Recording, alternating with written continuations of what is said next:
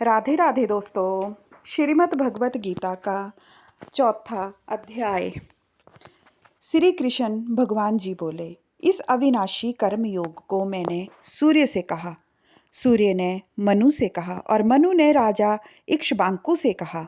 हे अर्जुन, इस परंपरा से प्राप्त यह योग सब राजर्षियों ने जाना, परंतु अधिक समय व्यतीत होने से यह लुप्त हो गया।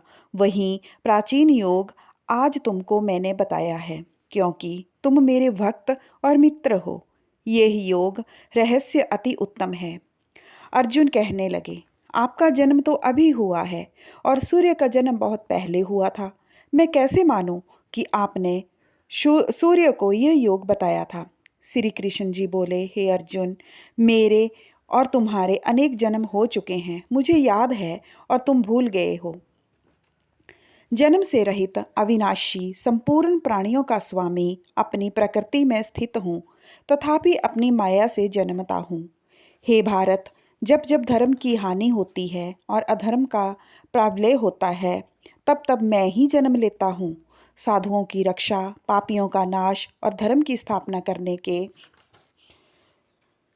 लिए प्रत्येक युग में जन्मता हूँ। जो मेरे इस अलौकिक जन्म और कर्म का तत्व जानता है, वह मृत्यु होने पर फिर जन्म नहीं लेता और मुझ में लीन हो जाता है।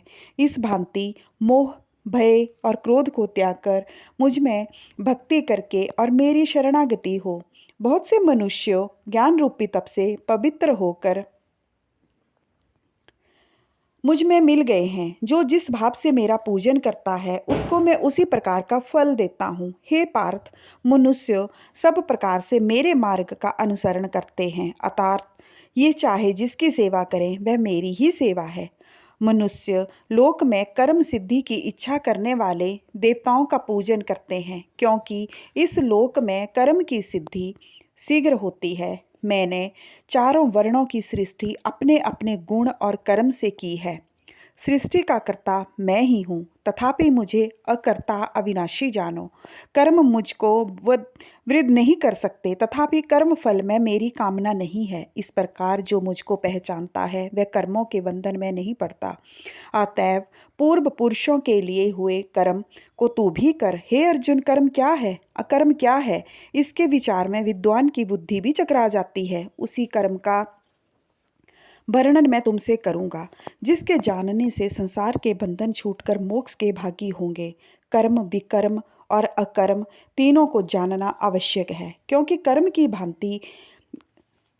गति गंभीर है।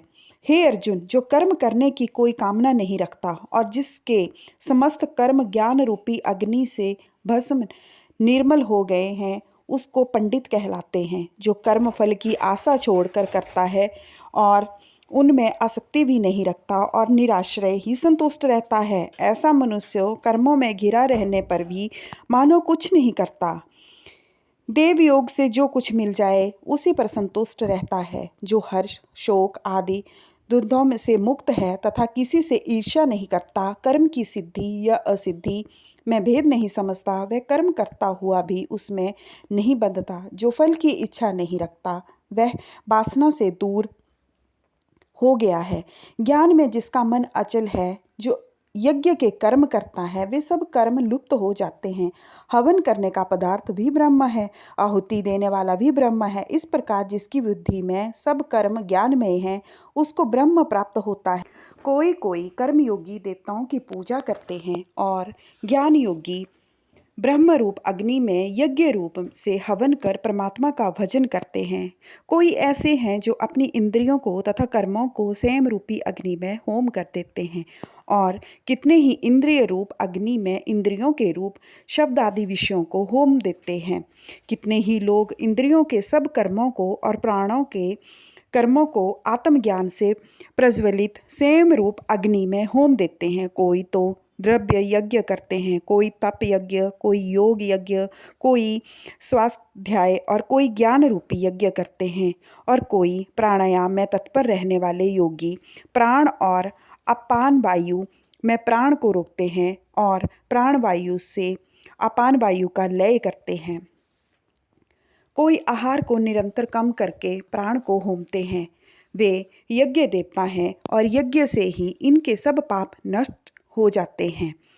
जो यज्ञ में बचे हुए अमृत रूप अन्न को खाते हैं वे सनातन ब्रह्म को प्राप्त होते हैं। हे अर्जुन, जो यज्ञ नहीं करते हैं उनको यह लोक और परलोक दोनों ही नहीं हैं। इस प्रकार से बहुत से यज्ञ वेद में विस्तार सहित वर्णित हैं। इन सबको कर्म से उत्पन्न हुए जानो। हे परंतप द्रव्य में यज्ञ में ज्ञान यज्ञ उत्तम है।